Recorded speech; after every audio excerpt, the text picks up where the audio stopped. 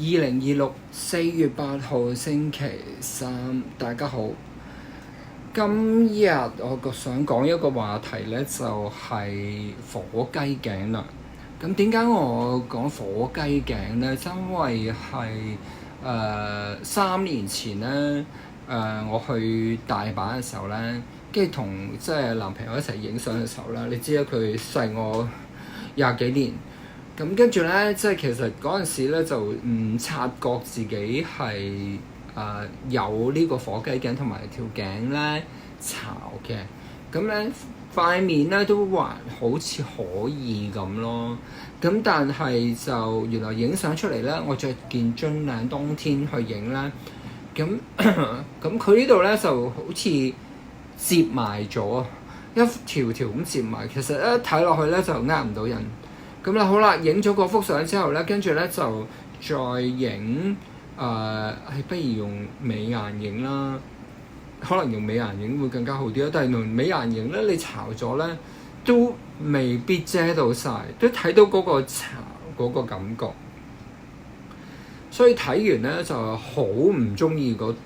輯相咯。咁有一啲相咧要避開啦，或者即係咁惡高少少投影啦，咁就唔會令到佢又唔着樽領啦，又唔會令到佢個即係頸塊皮巢嘅時候露咗出嚟。咁之後翻到嚟咧，我就都好 concern 呢件事。咁就我就喺條頸度做咗好多樣嘢㗎啦，連續每一個月都打水光。咁打水光都佢會令到嗰啲皮膚啊、頸嘅皮膚啊都會好啲嘅。咁打完水光之後咧，即係打一啲 PLLA， 即係類似係童顏針嗰啲嘅紫生膠原嘅產品。咁跟住咧就打落去。咁就可能要打3次咧，我自己打1次咧就即係又唔係話太大嘅效果，都有改善嘅，但係就係皮膚好咗啦，但係巢嗰啲方面咧就冇咁快出。咁跟住之後咧就自己做咗埋線都做咗2種嘅線嘅，另一種就係雙針線，兩邊針咁樣穿過嚟咁樣去，跟住另外一啲線咧就喺度落，或者喺度上咁樣，做完之後都還好嘅。咁但係就喺今年年頭開始咧，我就有啲改變啦，因為嗰啲始終你都有去即係要自己用一啲的起勇氣去做啦。咁跟住咧就譬如話而家我就今年年頭開始都係偏向自然多啲嘅。咁跟住咧就譬如話可能用刮痧啊，可能用手法啊，又可能用一啲手勢啊，咁樣去改善自己嘅即係頸嘅鬆弛。反而咧我就可能我打水光多咧，頸紋咧就唔算好犀利嘅，但係頸嘅鬆弛咧我就即係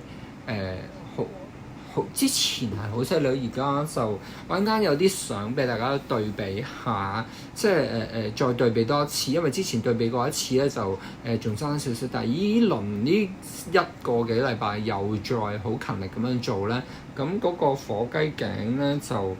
冇咁緊要啦。咁就講原因嘅話，就當然我哋可能突然間暴瘦啊，暴肥咗雙下巴啊，咁可能就係暴瘦嘅時候冇咗脂肪啊，咁但係可能有肥嘅時候脂肪太多就變咗雙下巴。咁跟住咧就可能係冇 collagen 嘅缺乏彈性啊，咁啲肌肉又彈性流失咗啊，咁就有呢啲事啊。同埋即係我哋長期睇電腦同睇手機，我諗睇手機嘅話咧，每一個香港人或者每一個即係現代人個個都睇手機，所以嗰個即係 turkey neck 係比較嚴重嘅。咁就而之後咧就我會講有一啲嘅 exercise 嘅，咁我做咗幾個 example 嘅 exercise 出嚟咧，咁就俾大家分享下嘅。咁就另外咧就係講一個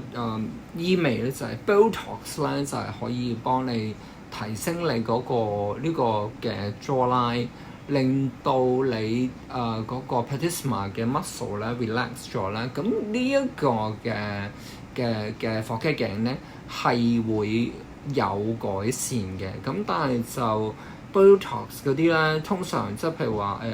3至4個月，即係韓版嗰啲，但係如果美國版啲就可能就5到6個月咁樣咯。咁但係就呢條 platysma muscle 咧喺呢一度咧，咁咧醫生咧好多時咧，即係就算你上小紅書嘅醫生咧，都會即係用一支短針喺呢啲地方咁樣打。係啦，打幾行落去，咁又或者可能打呢度，咁咧跟住咧你條 jawline 咧就會好明顯咁就翻出嚟，咁就呢度咧就放鬆咗，就拉翻上嚟咧，咁個火雞頸咧又會好啲嘅。咁我就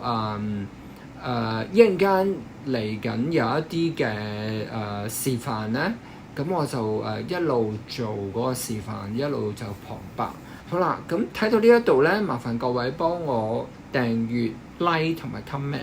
咁就最緊要 comment 啦，因為可以即係有一啲演算法，你就算寫like 都可以寫一個 like 喺度，然後跟住就即係喺個 comment 度啦。多謝各位。首先就按低個右邊嘅膊頭，咁隻手就擺喺背脊度，因為個膊頭都繼續向下，咁就將隻手擺喺嗰個面度，咁